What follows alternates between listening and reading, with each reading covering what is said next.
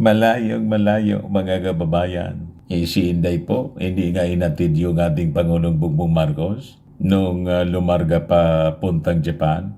Pati nang bumalik mga kababayan, hindi na nagpapakita. Pati dun sa signing mga kababayan na 2024 national budget, hindi na makita si Inday. Grabe yung pagtampo po dahil sa pagtanggal ng confidential funds.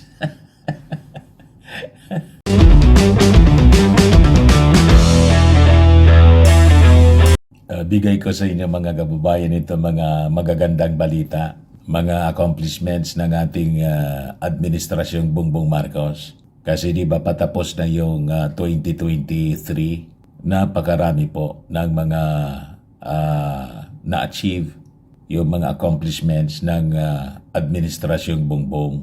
Inggitin natin yung mga DDS. Kasi yung mga DDS ngayon mga kababayan, busy sila sa paninira.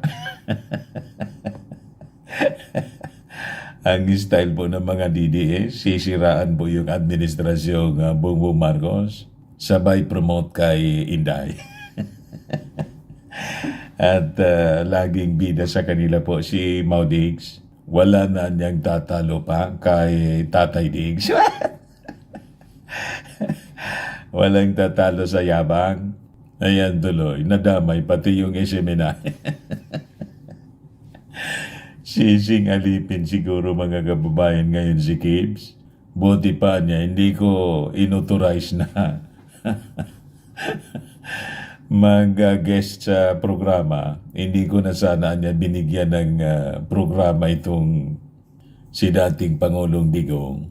Ayan na niya tuloy, na perwisyo yung di ba? Namimiligrong masara yung kanyang SMNI.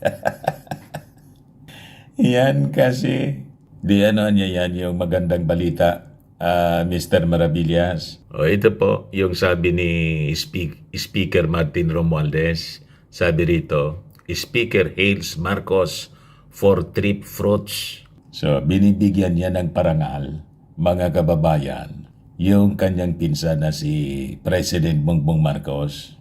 Kasi nagkabunga na niya yung mga foreign trips nito. Lagi siyang kasama kasi dun Perfect attendance po. Si Martin Romualdez. But before ko mga kababayan ibigay sa inyo yung full story, click subscribe muna dito sa ating YouTube channel and hit the notification bell para lagi po kayong updated sa mga kaganapan dito sa ating bansa. Like and share na rin po ninyo ng ating video. At huwag na rin po ninyo na skip yung ating mga commercial ads para tuloy-tuloy lang ang pag-unlad ng bagong Pilipinas. Sa mga naghahanap po ng malinis and spacious fitness gym, punta lang po kayo sa aming Colossal Fitness Gym.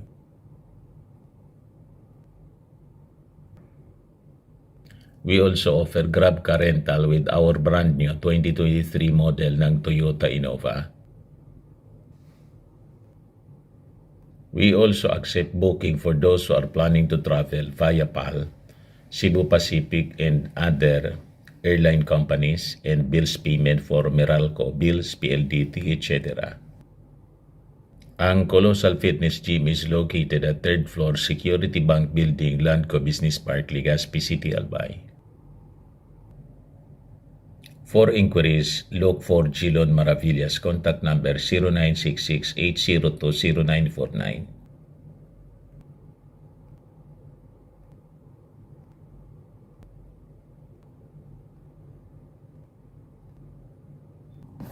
Ayos pa. Ayos na niya, Mr. Maravillas. O yan po mga kababayan si Martin.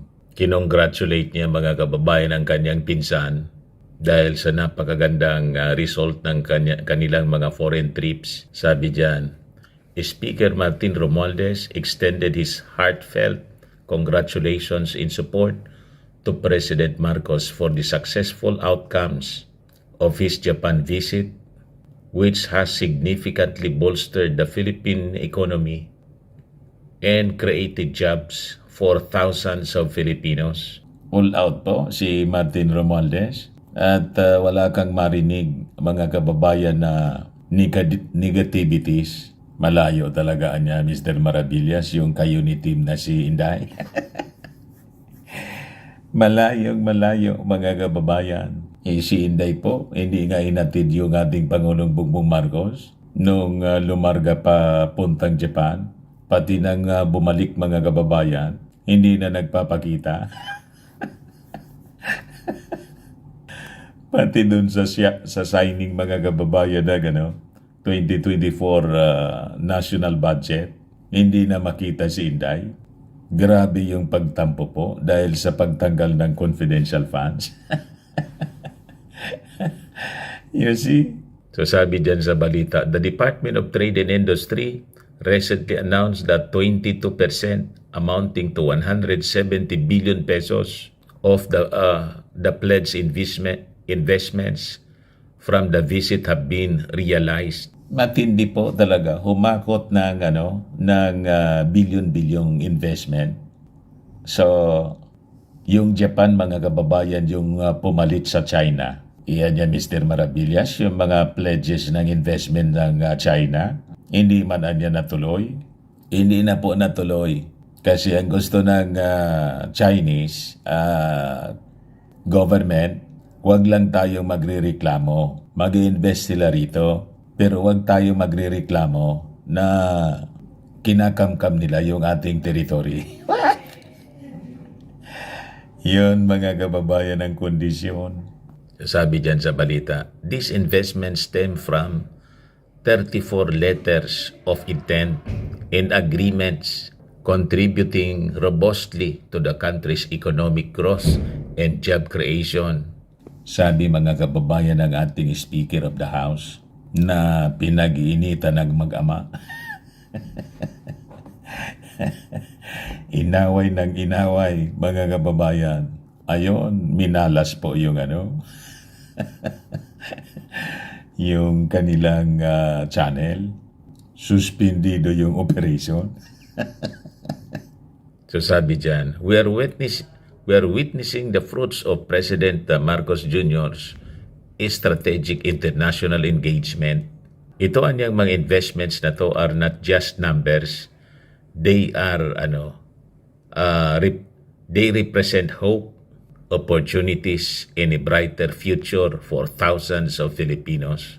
Yung mga key investments po, kasama rito yung 4.4 billion pesos na initiative by Morata Manufacturing for a new production building sa Tacnawan City sa Batangas po, creating 3,500 jobs and yielding $1.2 billion in exports. Nandyan din po yung groundbreaking ng 7 billion pesos 7 billion peso hotel, yung Hotel 101 project in partnership with Niseco and Double Dragon Corporation. It is expected to generate $126.7 million in sales revenue. So, laking tulong po sa ating economy at sa job creation para sa ating mga mamamayang Filipino. Malacanang also reported that the DTI business event during the President's participation dito sa ASEAN Japan Commemorative Summit sa Tokyo resulted in 14.5 billion pesos of indicated investments galing sa mga negosyo sa Japan. At sabi ng ating Pangulong Bongbong Marcos, yung commitment ng investments galing sa mga Japanese investors now nagtototal na po sa umaabot 771.6 billion pesos or about $14 billion na magbubukas po ng about 40,000 job opportunities sa ating mga kababayang Filipino. Kaya nga po, ito yung isa pang good news, yung jobless Filipinos po bumaba na to 7.9 million in September, sabi po sa survey ng SWS. Kita ninyo? So yung pakunti ng pakunti, yung mga walang trabaho sa ating mga mamamayang Filipino, Kaya pati yung poverty incidence sa ating bansa, unti-unti na rin pong bumaba. So kumukunti na yung mga nagugutom, yung mga mahihirap nating mga kababayan. Ayos pa? Ayos na ayos niya, Mr. Maravillas. Yun man lang po, mga kababayan, yung ating mga balita ngayon. At least good news habang papasalubong tayo sa Pasko. Ako po si Dante Maravillas. Merry Christmas po. Bye-bye.